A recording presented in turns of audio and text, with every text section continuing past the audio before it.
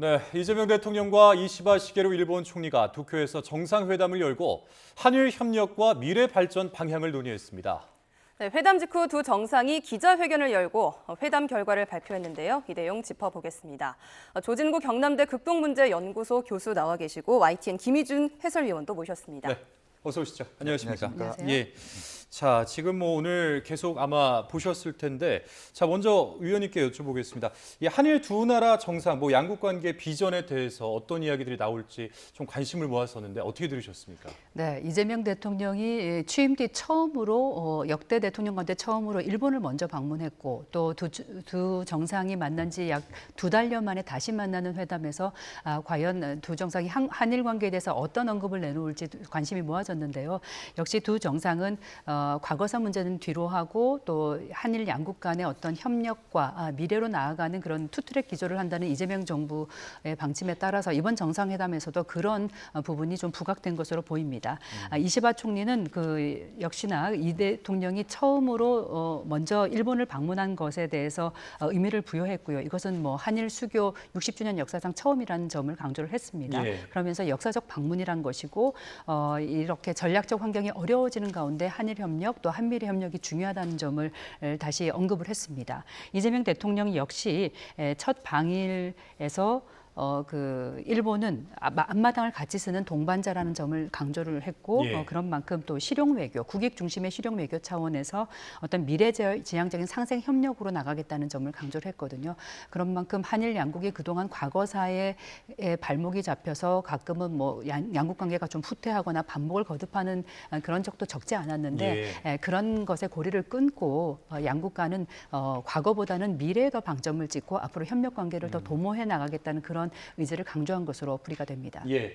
자, 60주년을 맞이해서 역사적인 만남이다. 상호 간에 굉장히 우호적인 메시지들이 많이 나왔던 것 같은데 우리 교수님은 어떻게 들으셨는지 먼저 개괄적으로 한번 말씀해 주시죠. 예, 좀 전에 말씀하신 것처럼 대통령 취임하시고 80일밖에 안 되는데 두 번째 만남이고 또 처음으로 양자 외교를 하는 그 대상이 일본이었다.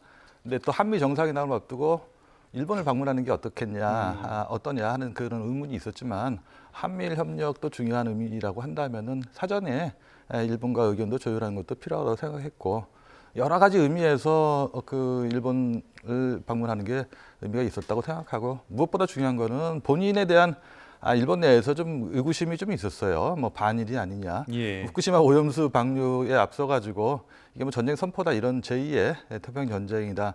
이런 말씀도 하신 적이 있어가지고 그런 자신에 대한 의문점을 직접 해소를 하고 일본을 중요하게 생각한다 하는 걸 좀 보여주고 싶지 않았나 하는 여러 의도가 복합적으로 작용한 방문이었다고 생각이 돼요. 예.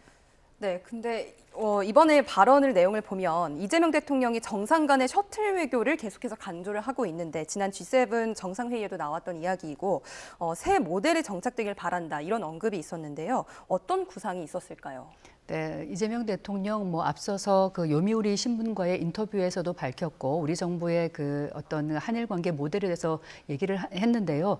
이것은 곧 한일 관계를 먼저 돈독히해서 특히 과거사와 또 현재 경제 안보 분야가 중요한 만큼 그런 의제를 분리하는 투트랙 기조를 통해서 양국 간의 신뢰를 더 공고히 하고 한미일 공조를 더 강화함으로써 그렇게 이루어진 한일 간의 신뢰를 바탕으로 양국 관계 과거사나 이런 부분은 추후에 조금 더 전향적으로 어떤 다시 논의를 할 수 있는 구조를 만들겠다. 즉 이것을 선순환 모델이라는 그런 얘기를 위성락 안보실장도 얘기를 했거든요. 예. 이 셔틀 외교라고 하면 양국 간의 정상이 서로 양국을 오가면서 방문함으로써 서로의 신뢰를 공고히 하고 양국 간에 쉽지 않은 문제들도 많습니다. 서로 껄끄러운 부분도 있고 또 서로 갈등하고 이런 부분이 있는데 그런 부분을 잘 풀어나가겠다는 그런 의지거든요. 이 셔틀 외교라고 하면 그동안 한일 관계가 역사적으로 보면은 많은 정치나 이런 부분에 따라 정권에 따라서 반목과 부침을 거듭을 했었습니다. 그런 가운데 전 정부에서 전향적으로 과거사 문제를 조금 더 뒤로 밀어두고 전향적으로 셔틀 외교의 이제 재개를 12년 만에 했거든요. 그런데 계엄과 탄핵 정국을 거치면서 사실상 이게 올수업된 상태였습니다. 이것을 다시 고리를 끊고 셔틀 외교를 다시 복원함으로써 서로 양국 정상이 더 편안하게 각국을 오가면서 더 협력할 부분에 대한 의제를 더 허심탄회하게 논의하고 계속 이런 신뢰관계를 바탕으로 해서 새로운 한일 관계를 미래로 나아가는 한일 관계를 만들겠다는 그런 의미입니다. 예.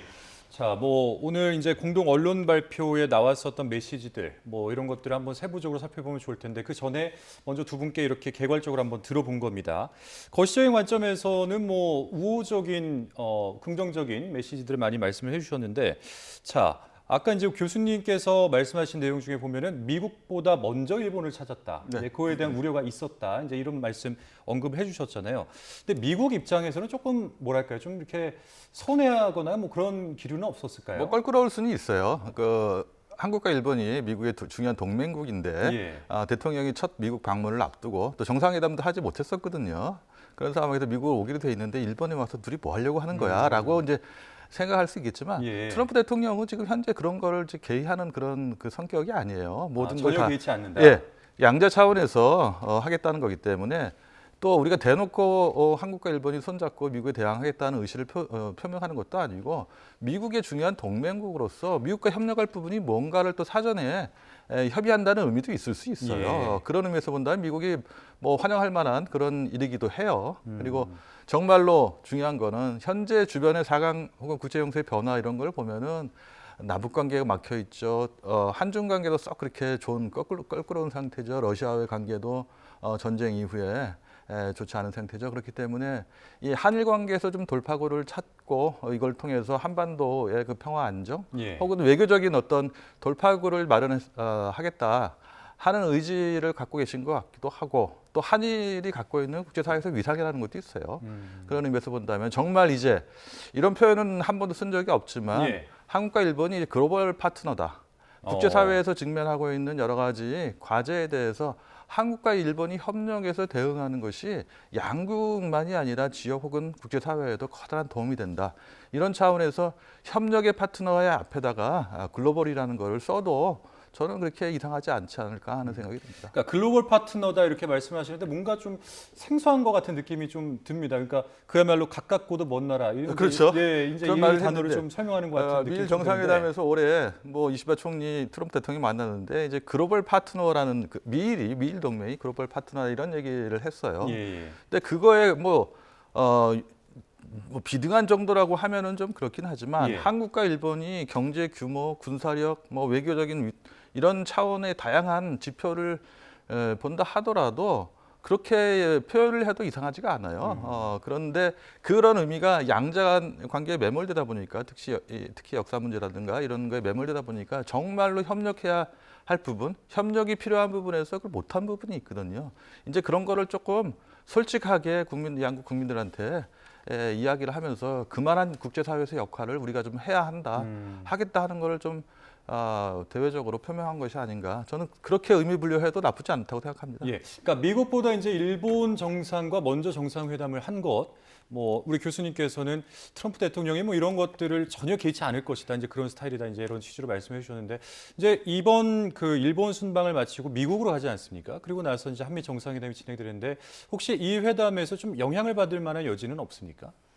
네, 아까 그 트럼프 대통령이 그렇게 개의치 않을 수도 있지만 오히려 미국 입장에서는 환영할 부분도 있습니다. 왜냐하면 미국은 지금 세계 질서의 이 재편, 뭐 중국의 부상, 그리고 아까 말씀하신 대로 뭐 우크라이나 전이나 이런 국제 정세의 변화 속에서 한미일 3국의 공조가 매우 중요한 상황이거든요. 한미일 공조가 잘 되려면 한일 두 나라의 협력 관계가 매우 중요합니다. 한일 관계가 잘 얼그러짐으로 인해서 한미일 공조에 사실 영향을 받았던 적이 적지 않습니다. 그런 부분에 있어서는 미국이 오히려 환영할 부분이 있고 또 실제로 그 마크 루비오 국무장관도 조현 외교부 장관을 만나서 이재명 대통령이 일본을 먼저 방문한 것은 미국보다 먼저 찾은 것은 현명한 선택이라고 오히려 환영하는 메시지를 줬습니다. 아마 이번 한일 정상회담에서 양국은 그 미국의 끊임없는 이 통상 압박 그리고 뭐 방위비나 국방비 증액 등 이런 안보적인 압박에 대응하는 공조하며 대응할 부분이 적지 않기 때문에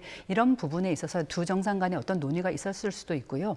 그렇게 되면 그리고 이시바 총리가 이재명 대통령보다는 먼저 트럼프 대통령을 만난 바 있습니다.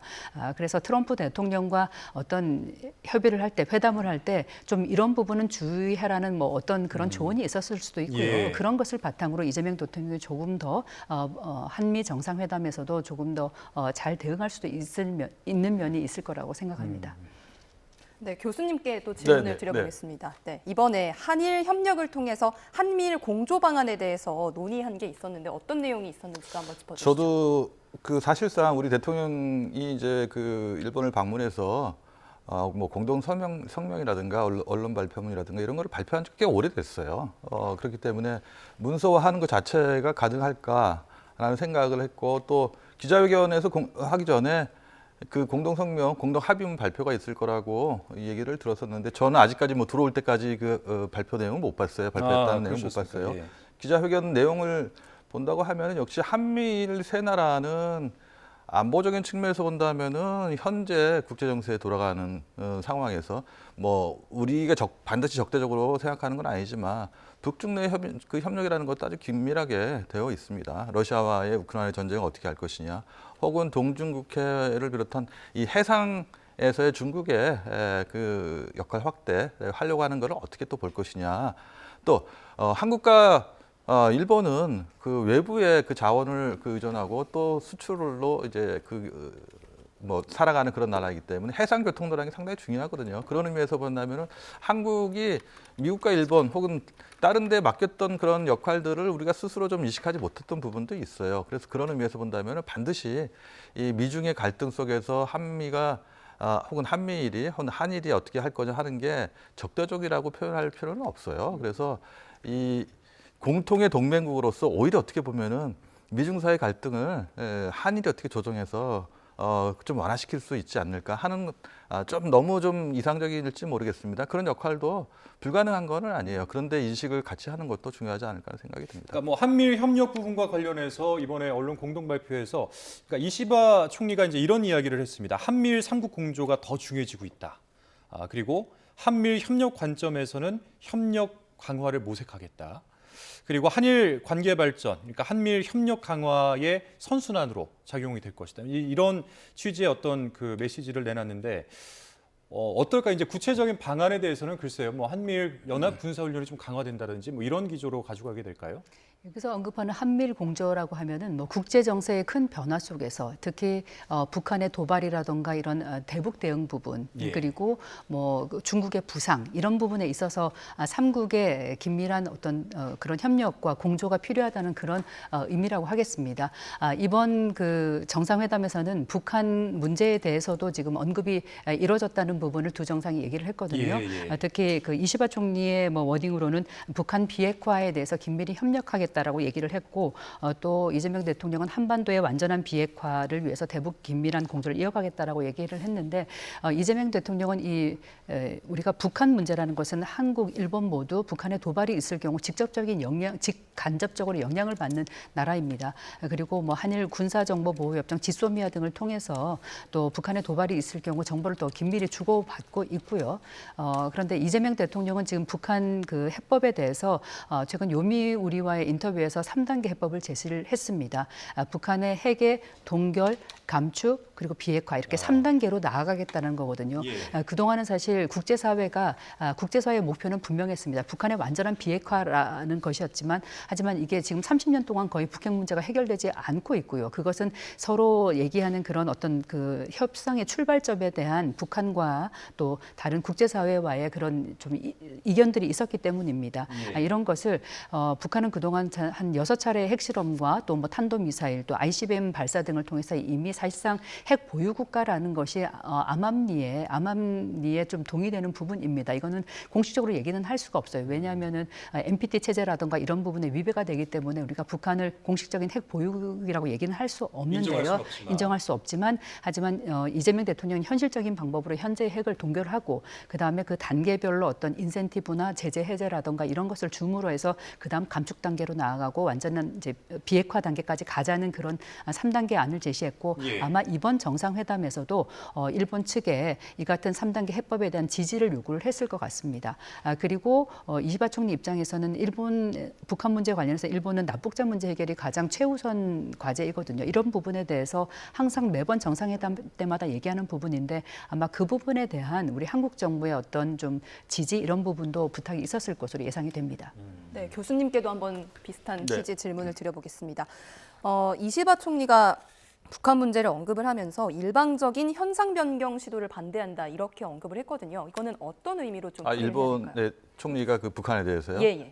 뭐 일방적 현상 변경이라는 거 현재 뭐 그 국제정세에 비춰본다면은 중국에 대해서 많이 사용했던 표현인데 북한에 대해서 그 표현을 사용했다면은 예를 들면 현재 그 상황에 불안정하게 만드는 그런 거에 대해서 원하지 않는다 하는 걸지 모르겠어요. 좀 그 북한의 경우는 아까 한미일에 관한 얘기가 있었습니다만 한미일 협력이라는 게 그 북한 입장에서 본다면 자국 혹은 지금 뭐 동맹 관계까지 거의 뭐 격상됐다고 할 수 있는 러시아와의 관계 혹은 형제국이라고 불렸던 중국과의 관계 이런 거를 고려했을 때 한미일하고 북중나가 대립구도 속에서 이렇게 펼쳐진다고 할 수 있거든요. 그런 상황에서 정권이 바뀌었음에도 불구하고 이전 정권에서 합의했던 한미일 협력의 내용이 지속될 것이냐 하는 거가 관심이거든요. 미국도 관심이었고 일본도 관심이었는데 아까 말씀드린 차원에서 본다면은 북한은 그런 거에 대한 우려가 있었을 거고 우리의 경우는 혹시나 일본 측에서 그런 걸 우려한다면은 그럴 필요가 없다. 2023년도 8월 달에 그 캠프 데이비드 한미일 정상회담에서 나온 그 협력 문서라는 게 한미일 협력의 새로운 시대를 그 선언했다고 해도 과언이 아닌 그런 평가를 받았거든요. 예. 그리고 그해 12월 달에 한미일이 북한 미사일 경보 체제 실시간 공유라는 것도 했어요. 그리고 작년 2024년도에는 국방장관 회의에서 한미 안보 협력 프레임워크라는 것도 발표를 했어요. 그리고 12월에는 한미일 협력 사무국이라는 게 또 출범을 했거든요. 여러 가지 본다면 한미일 협력이라는 게 제도화됐다고 할 수 있고 어떻게 그걸 강화해 갈 것이냐 하는 것이 과제라고 할 수 있었는데 미국에서 정권이 바뀌면서 이 한미일 협력이 과연 유지될 것이냐 하는 게 우려가 있었거든요. 또 한국에서 정권이 바뀌는 바람에 새로운 정부가 이거를 유지할 것이냐 하는 그런 우려가 있었기 때문에 아마 이번에 나온 그런 한미일 협력의 그런 언급은 그런 차원에서 이루어진 것이 아닌가 하는 생각이 들어요. 다만 이제 한미일 협력의 내용이 이전 정권에서 나오는 애들이 아주 망라되어 있거든요. 그래서 그런 차원에서 유지할 것은 어떤 것이고 또 다른 차원에서 확대 발전시킬 것은 어떤 것이고 또 혹은 그 중에서 조금 무리가 있다고 생각되는 부분은 어떤 것인가에 대한 고려, 검토 이런 것들은 협의를 통해서 새롭게 이루어지지 않을까 하는 생각이 듭니다. 그러니까 앞서 그 한미일 공조에 대한 이야기를 다뤘고 그다음에 이제 대북과 관련해서는 이 대북 정책 긴밀한 공조를 계속하기로 했다 이런 메시지가 나왔는데 이제 그 이재명 대통령이 미국으로 옮겨가게 되면 한미 동맹 현대화 이 부분에 대해서 또 논의가 될 걸로 지금 현재로서는 전망되고 있지 않습니까? 자, 일단은 이 한미 동맹 현대화 그러니까 북한 위협 대응에 초점을 맞춰서 이 전통적인 개념에서의 군사 간 협의 이것을 좀 확장하자 이런 개념인 건데 이것부터 좀 설명을 해주실 수 있을까요? 네. 먼저 좀 조금 전에 이제 언급된 그 이시바 총리가 힘과 일방적인 그 위협에 의한 일방적인 현상 변경을 그 반대한다는 것은 북한 문제에 대해서 언급 차원에서 나온 것이라기보다는 그거는 교수님 말씀하신 대로 중국에 대한 중국에 대한 대응 차원으로 보는 것이 정확하고요. 그런 면에서 이시바 총리는 뭐 이런 얘기를 한 것은 그 중국과 일본 간의 관계에서 약간 또 좀 껄끄러운 부분들이 있기 때문에 그걸 명시적으로 얘기를 했고 이재명 대통령의 입을 통해서는 이런 그 대중 견제에 대한 메시지가 나오지 않았습니다. 왜냐하면 새 정부 출범한 가운데 일본, 미국과 정상회담을 하면서 새로운 관계를 이제 나아갈 때 중국과의 관계 관리도 매우 중요하고 또 한미 정상회담이 열리는 그 날짜에 바로 맞춰서 우리가 대중 특사를 보내기로 하지 않았습니까? 그런 면에서 중국과의 관계 관리 측면에서 이재명 대통령이 이걸 언급하지 않았다라고 이렇게 얘기를 하겠습니다. 그리고 지금 말씀하신 그 한미 정상회담에서 큰 이슈 중에 하나가 어떤 그 한미 동맹의 현대화 그리고 뭐 안보 문제 이런 것인데 한미 동맹의 현대화라고 하는 것은 미국 측에서 요즘 계속 얘기하는 게 주한미군의 어떤 그 역할에 다른 역할을 모색하는 것입니다. 그것은 왜냐하면은 이것 또한 중국 견제와 또 맞물려 있는 부분인데요. 중국이 만약에 타이완을 침공했을 경우에 이거 주한미군의 역할을 조금 유연하게 해서 대응을 할 수 있다는 그런 부분이거든요. 그런 면에 있어서는 그동안에 이제 주한미군의 역할이라는 것이 대북 대응에만 거의 묶여 있기 때문에 이 부분에 있어서 미국은 이제 용납할 수 없다는 거죠. 너무 이 동북아 정세가 급변하고 있고 그런 면에서 주한미군 그 28,000명을 여기에 묶어두는 것이 약간 낭비라고 생각하는 부분도 없지 않습니다. 그리고 트럼프 대통령은 심지어 주한미군 아예 철수까지 또 위협을 하고 있기도 하기 그런 부분도 가끔 얘기를 하고 있기 때문에 그런 면에서 한미 동맹의 어떤 변화가 필요한 것은 분명한 시점 같습니다. 또 양국의 어떤 부분의 이해 득실을 또 잘 따져야 되는데 그 한미 동맹은 그동안 여러 뭐 갈등 또 협력의 관계를 통해서 계속 발전해 왔거든요. 예. 그리고 뭐 지금은 한미 연례 안보 협의회라는 SCM이라는 그런 협력체를 통해서 양국이 계속 이런 군사 문제를 논의하고 있는데 조금 더 거슬러 올라가면 2004년 그때는 또 한미 미래 정책 구상이라는 것을 통해서 양국이 그 주한미군 기지 반환과 또 JSA에 있는 뭐 주한미군의 역할 변화 이런 부분들을 논의했는데 당시에도 양국 간에 좀 밀고 당기기 속에서 갈등이 적지 않았습니다. 하지만 우리가 시대 변화에 맞춰서 또 양국이 요구하는 부분들을 서로 또 잘 또 이해하고 협력해가면서 새로운 관계로 나가야 한다는 부분에 있어서 한미 동맹의 현대화라는 것도 이번 한미 정상회담에서 빼놓을 수 없는 아주 중요한 이슈라고 하겠습니다. 예, 그러니까 이제 이런 상황에서 그러니까 말씀하신 대로 동북아 정세가 굉장히 지금 복잡한 양상으로 좀 빠져들고 있지 않습니까? 그런 상황에서 일본과 한국과 일본이 대북 공조를 약속했는데 구체적으로 좀 어떤 방안들이 논의가 될 수 있었을까요? 뭐 이제까지 했던 것들이 아마 막날에 있을 거라고 생각이 돼요. 지금 당장 뭐 구체적으로 뭘 새롭게 하겠다는 건 아니고 예. 보수 진보 정권을 통틀어서 북핵 문제가 90년대 중반 이후 30여 년 계속 지속돼 왔거든요. 그런 의미에서 많은 협력이 이루어졌고 필요한 부분들에 대한 그 정책 협의도 계속해 왔어요. 그래서 그 이외에 새로운 게 뭐가 또 필요할 것이냐 하는 점은 사실상 뭐 제 떡 떠오르는 건 없는데 그런 의미에서 지금까지 해왔던 것도 지속적으로 계속 해오자 하는 이야기가 주로 나오지 않을까 하는 생각이 들어요. 다만 이제 90년대하고 최근에 커다란 차이는 6번 핵실험을 하면서 사실상 핵보유 국가가 됐기 때문에 북한의 핵 위협이라는 게 과거에는 이제 잠재적인 위협이었다고 한다면은 이게 현실적인 위협이고 그 위협이 강화됐다는 거죠. 그런 위협에 대해서 어떻게 대응할 것이냐, 혼자 대응할 것이냐, 아니면 동맹으로 대응할 것이냐, 아니면 유사한 생각을 갖고 있는 국가들과 협력해서 대응할 것이냐, 아니면 지역 차원에 대응할 것이냐, 다양한 방안을 모색하는 그런 거라고 생각하고 아까 동맹 현대화라는 그 말씀을 나왔는데 결국 동맹 현대화라는 거는 한미 동맹에 꼭 국한된 건 아니에요. 미일 동맹도 마찬가지이고 그 결론은 뭐냐면 동맹의 역할과 임무를 어떻게 할 것이냐 하는 거를 현대화라는 이름으로 협의를 해왔던 거거든요. 지금까지 본다면은 냉전이 끝난 이후에 9.11 이후에 지금 말하자면은 이 미중 경쟁이 심각해지고 러시아의 우크라이나 전쟁 혹은 트럼프 정권이 동맹에 관해서 혹은 국제 질서에 관해서 이렇게 무관심할 그런 상황이라는 게 국제 정세가 오늘 말씀이 나왔습니다. 크게 요동치고 있다 그랬거든요. 그런 전환적인 상황에서 동맹을 어떻게 할 것이냐. 동맹으로서 가장 중요한 거는 위협의 인식을 공유하는 건데 그 위협의 인식이라는 게 우리가 어떤 거를 새롭게 위협으로 인식해야 되냐 하는 거거든요. 그런 차원에서 본다면은 어색할 게 하나도 없고 또 새롭게 우리가 그만큼 능력이 강화된 것도 있습니다. 군사력도 커졌기 때문에 우리 스스로가 떠맡을 부분들은 더 떠맡을 부분은 어떤 것이고 또 그렇지 않고 미국이 이게 넘겨야 할 부분도 어떤 것인가 또 우리가 이제까지 하지 않았던 것 중에서 우리가 해야 할 것은 무엇인가 하는 것들을 구체적으로 협의한다고 생각한다면은 새롭게 시작된 건 아니라고 생각이 돼요. 그리고 뭐 타이완 대만 유사 이런 얘기가 나옵니다만 이것도 어제 오늘 얘기는 아니에요. 노무현 정부 때 주한미군의 전략적 유연성이라는 거를 합의가 했을 때 가장 많이 나왔던 게 중국이었고 타이완 문제였어요. 그렇기 때문에 사실상 그 문제를 합의할 때도 동맹이기 때문에 상대국의 의도를 어떻게 파악할 것이냐 혹은 동맹이기 때문에 상대방의 요청을 거부할 수 있냐 하는 걸 생각한다면 그렇지 않을 거예요. 그래서 동맹이 탄탄하고 굳건하다고 한다면은 상대방의 입장을 충분히 고려할 것이고 상대방이 반대할 만한 것들을 요구하지는 않을 거예요. 그런 의미에서 너무 좀 겁을 먹거나 그럴 필요도 없고 또 그렇다고 해서 우리가 뒤로 빠져가지고 남의 일처럼 해서는 절대 안 됩니다. 아까 제가 말씀드렸습니다만 한국은 뭐 경제적으로 군사적으로 보면 세계 유수의 국가가 돼버렸어요. 그리고 해외의 정세라는 게 무시할 수 없는 상황이기 때문에 우리가 스스로 무엇을 해야 하는지는 자각이 더 필요해요. 그런 의미에서 조금 우리가 적극적으로 우리 역할을 모색하는 게 어떻게 보면은 한미동맹이 현대화라는 이름으로 뭐 이루어지는 게 아닌가 하는 생각도 좀 듭니다.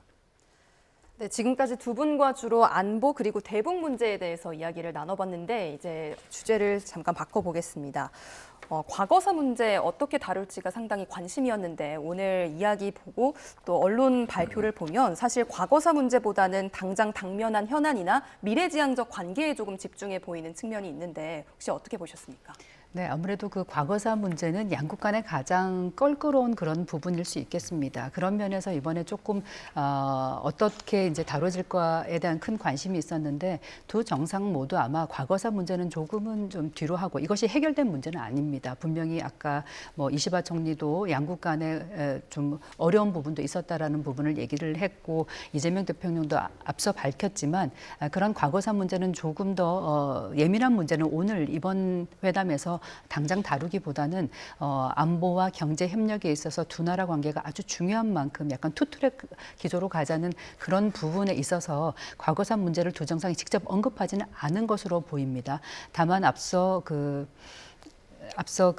미국, 일본 언론 발표나 이런 부분에 미국 이제 일본의 그런 보도 등을 봤을 때 아마 이시바 총리가 이번 정상회담에서 김대중 오부치 선언에 버금가는 그런 역사 인식을 계승한다는 그런 내용이 들어갈 거란 얘기가 나왔는데 아무튼 이 두 정상 발표는 현재는 없었습니다. 다만 이 과거사 문제가 어떻게 다뤄지고 또 어떤 두 정상의 메시지가 나올 것인가 하는 부분은 앞으로 그 대통령실에서 아마 추후 브리핑이 있을 것 같고요. 그런 부분을 조금 더 살펴봐야 할 것으로 보입니다.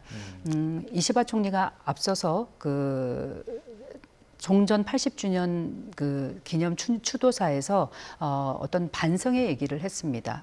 과거에 대해서 한국민의 그런 아픔에 대해서 반성한다는 그런 표현을 썼고 이것은 일본 총리로서는 13년 만의 일이거든요. 그런 부분에 있어서 이미 어느 정도는 조금 더 전향적인 조금 그런 태도를 보인 것이고 또 이재명 대통령은 그 한일 간의 합의에 있어서 어떤 위안부나 또 강제징용 부분에 있어서 합의를 번복하지 않겠다. 과거 정부에서 했던 것이 다 완벽하고 마음에 드는 것은 아니지만 이런 부분은 양국 간의 그 신뢰를 도모한다는 차원에서 이 부분은 조금 더 접어두고 번복하지 않겠다라는 얘기를 했거든요. 그러면서 두 정상이 모두 과거사 문제보다는 우리가 미래로 나아가는 그런 새로운 파트너십으로 나아간다는 측면에서 그런 부분에서 당장 해결할 수 있는 어떤 실질적인 차원의 그런 협력 이런 부분이 더 강조된 것으로 보입니다. 예. 그러니까 뭐 사실 저희가 앞서서 계속해서 뭐랄까요, 좀 미래지향적인 이야기만 이렇게 했었는데 사실 어떻게 보면은 한순간에 너무 반대되는 이야기를 지금 하고 있는 것 같아요. 과거사에 대한 문제. 그러니까 한일 수교 60년이지만은 항상 걸림돌이 됐던 것이 이 과거사에 대한 그렇죠. 문제 아니겠습니까? 그러니까 뭐 앞서 저희가 미래지향적인 그 이야기를 언급하면서 그런 공조가 가능하기 위해서는 이런 과거사 청산이 좀 선행돼야 되는 것이 아닌가 이런 생각을 좀 해봤는데 글쎄 이제 어떻게 일단은 오늘 들으셨는지 한번 여쭤볼게요. 예, 아까 김희중 위원께서 말씀하신 것 중에 잠깐 한 가지는 좀 다시 한번 확인할 필요가 있는데 얼마 전에 8월 15일 날 전몰차 수도 측에서 이시바 총리가 한 거는 한국의 식민 진화에 대해서 언급을 한 건 아니에요. 다만 지난 전쟁에 관해서 반성을 한다 하는 그 언급이에요. 근데 가해 책임으로서 전쟁을 일으키고 식민지한 거에 대해서 반성한다는 의미가 아니에요. 거기서 또 우리가 또 주목해야 할 거는 국책을 잘못했다 하는 표현이 95년 8월 달에 무례하마 담화에 있었는데 다시 한번 얘기를 하셨어요. 이번에는 두 번 다시 반복하지 않겠다 하는 얘기를 했다는 거는 뭔가 이제까지 그 일본의 보수주의자들이 얘기하는 거는 좀 안 했으면 좋겠다 하는 것들을 했다는 의미에서 본다면은 조금 전향적이라고 할 수 있지만 우리의 입장에서 본다면은 가해 책임이 명확하게 된 것도 아니고 사죄 표명을 반성이라는 표현을 13년 만에 했다고 해서 또 이걸 어떻게 볼 것이냐 계속 일본 정부의 입장으로 봐야 할 것이냐 아니면 이시바 총리 개인의 입장으로 봐야 할 것이냐 이런 차원의 좀 부담스러운 측면이 없지 않아 있어요. 근데 제가 말씀드리고 싶은 거는 대통령께서 말씀하신 것 중에 저는 이런 게 중요하다고 생각해요. 하나는 역사 문제에 관해서는 두 가지가 있는데 사실 그 자체를 둘러싸고 차이가 있는 거 혹은 사실 그 자체에 대해서는 인정을 하는데 해석을 둘러싼 차이가 있을 수 있다고 생각해요. 예. 그런데 뒤에 해석을 둘러싼 차이는 충분히 있을 수 있다고 생각하는데 사실 그 자체를 둘러싸고 해서는 안 돼요. 대통령은 그 소모적인 거는 할 필요가 없다라는 말씀을 일본 언론과 하셨어요. 그런 의미에서 본다면은 이시바 총리가 적어도 총리로 재직하는 동안에는 역사적 사실을 둘러싼 사실이 아니었다 하는 그런 문제 제기는 없을 거라는 생각이 들어요. 그런 의미에서 대통령이 또 하나 말씀하신 것 중에서 아주 어려운 문제는 지금 당장 하지 말고 시간을 두고 좀 생각을 해보자.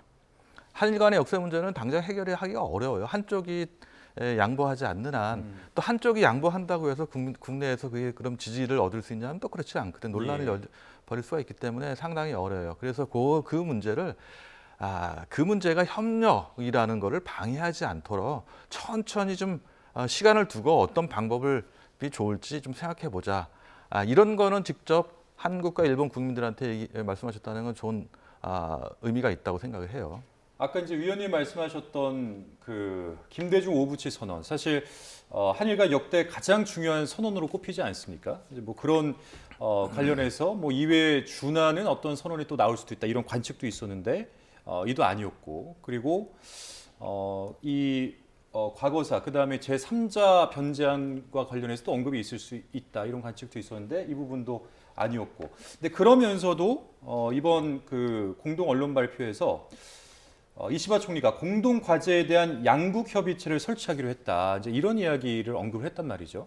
이제 이런 것들이 어떻게 보면 이제 좀 과거사를 청산하기 위한 상호 간의 어떤 공동 협의체를 만들다 이렇게 좀 생각할 수가 있을까요? 제가 볼 때는 이번 그 협의체라고 하면 그런 과거사를 청산하기에는 그런 협의체의 개념이 아니라 지금 당장 좀 양국 간에 풀기 쉬운 그런 공동에 협력할 수 있는 부분에 대해서 협의체를 만들자는 것으로 이해를 하고 있고요. 예. 특히 이제 거기서 강조되는 것이 지금 양국이 사회적으로 가장 크게 겪고 있는 여러 문제들 중에 저출산 문제 그리고 지방 공동화 이런 부분들이 있습니다. 그래서 이번 정상회담에서는 이런 저출산 대책 그리고 지방 활성화를 하기 위한 그런 협의체를 좀 더 만들어 나가자. 그래서 공동의 대응책을 서로 머리를 맞대고 한번 논의해보자 그런 의미의 협의체로 보여집니다. 그리고 이것 외에 이제 경제 협력 분야에서의 어떤 그 지금 미래 산업의 먹거리라고 하는 수소와 또 AI 인공지능 분야에 있어서의 어떤 그런 시너지를 낼 수 있는 그런 협력 방안을 논의했다라고 하는데 이런 부분들도 양국이 앞으로 계속 그런 협력 관계를 도모하면서 논의하고 좀 발전시켜 나갈 부분이 아닌가라고 생각이 듭니다. 양국 협력의 중요성을 계속해서 부각을 했는데 아무래도 가장 쟁점적인 부분은 어디가 될까요? 뭐 쟁점이 될 만한 부분들을 쟁점화시키지 않는 게 정치가들의 해야 할 일이라고 생각을 해요. 다시 말씀드리면 이번 한일 정상회담의 가장 큰 의미는 협력해야 하는데 협력하지 못하는 상황을 만들지 말자. 또 우리가 협력을 하는 게 양국뿐만 아니라 지역 혹은 국제사회에서 충분히 필요하고 해야 할 일이다 하는 거를 내부에 천명한 거라고 생각이 돼요. 좀 전에 말씀 나왔습니다만 협의체라는 게 결국은 양국이 직면한 과제라는 게 양국만의 고유한 것도 있고 혹은 국제적인 그런 그 과제에서 대응하는데도 협력이 필요한 게 있거든요. 그런 의미에서 저는 그 일본 언론과의 인터뷰에서 얘기한 것 중에 글로벌 과제에 대해서 협력해야 할 파트너라는 그런 표현을 대통령이 하신 게 있어요.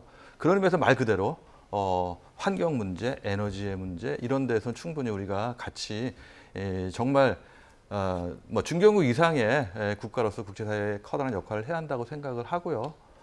또 아까 뭐 지방 창생, 지역 격차 이런 문제를 이야기 나눴습니다만 지방 창생에 관해서는 이시바 총리가 가장 먼저 또 지방 창생 대신이라는 걸 또 했었어요. 예. 지방과 그 도시 사이에 격차에 대해서 있고 우리도 그런 문제 같이 안고 있기 때문에 할 수 있고 또 인구 문제도 마찬가지거든요.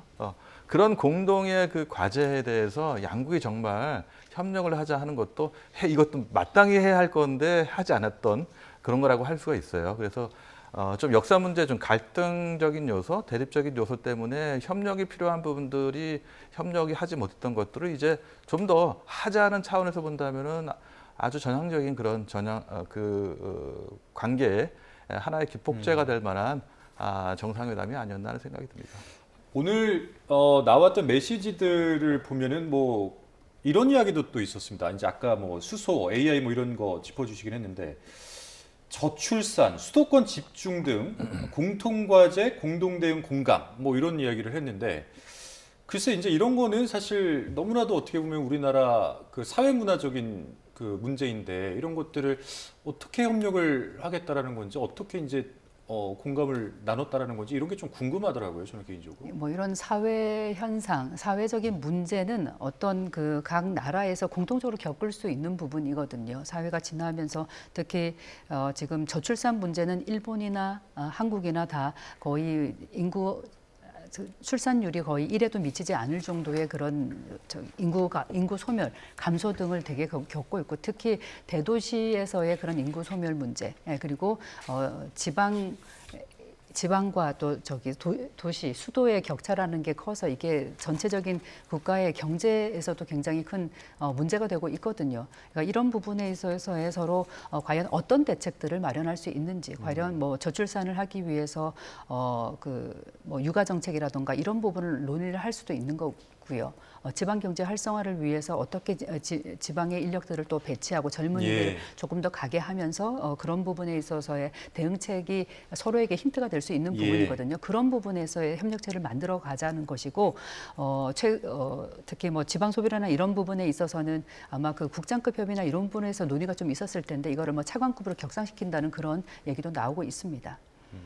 그리고 좀 조금 더 아까 지금 말씀이 안 나왔는데 일단 이번 정상 두 분 다 발표한 것 중에 이제 워킹 홀리데이 비자 관련해서 조금 더 협력을 하기로 했거든요.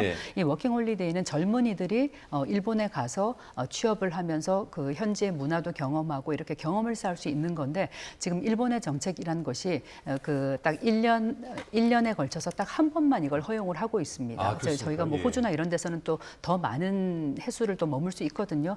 그런 일본이 최근에 조금 정책을 바꿔서 영국이나 몇 개 나라에 대해서는 이 비자를 재발급하도록 했거든요. 근데 아직 한국에 대해서는 아직 그 비자가 1년으로 제한돼 있고 한 번에 있기 때문에 좀 뭐 한일 간의 여러 뭐 서로 갈등이나 이런 것도 있지만 또 젊은이들이 또 일본 문화를 또 좋아하고 일본을 경험하고 싶어 하지 않습니까? 그런 부분에 있어서의 비자의 재발급을 좀 허용하는 방향으로 갈 수도 있지 않을까 그렇게 생각이 됩니다. 네, 지금 한일 양국 정상의 친교 만찬이 이어지고 있을 시간입니다. 오늘 안보와 경제, 사회, 문화 여러 가지 논의 그리고 합의가 있었다고 계속 전해드렸는데요. 마지막으로 한일 양국이 전략적 관계를 어떻게 형성해 나가야 한다고 교수님께서는 보고 계세요? 저는 기본적으로 이제 그 한일이 이 정상이 많이 사용하는 말을 본다면 전략적 환경이 바뀌었다. 하는 거거든요. 그 안에서의 협력 부분이라는 게 넓어졌고 또 대통령이 말씀하신 것 중에 협력을 확대하는 게 대일 정책의 기본이다. 뭐 이런 말씀도 하셨어요. 그런 의미에서 외교 안보 차원에서도 협력할 부분이 많이 있다. 그런 그 논의를 본격화할 수 있는 계기가 이번 정상회담을 통해서 이루어졌고 또 실질적인 협의는 앞으로 외교 국방 당국 간에 좀 더 하면은 좋지 않을까 생각이 들어요. 일본 언론에서 보도한 것처럼 다음 달 그 8일인가요? 방위 대신이 한국을 방문하기로 했답니다. 물론 지난해 뭐 예정되어 있기도 했다고 합니다만 아마 지금 또 상황이 많이 또 바뀌고 있기 때문에 현재와 같은 상황에서 양국의 그 국방 협력, 방위 협력이라는 게 어떤 게 필요하냐 하는 거를 논의한다는 차원에서 본다.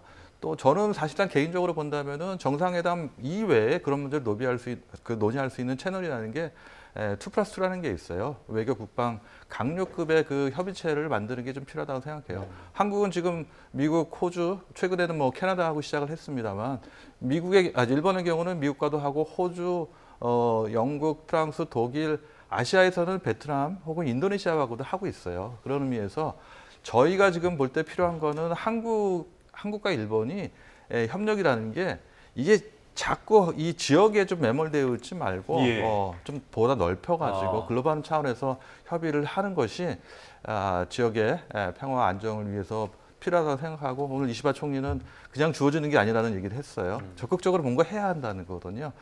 그런 의미에서 조금 기존의 어떤 관성적인 그런 범위를 좀 초월해 가지고 한일이 말 그대로 정상이 허심탄회하게 논의한 거를 실질적으로 정책 당국자들이 논의해서 구체화시키는 것들이 앞으로 좀 해야 할 일이 아닌가 하는 생각이 듭니다.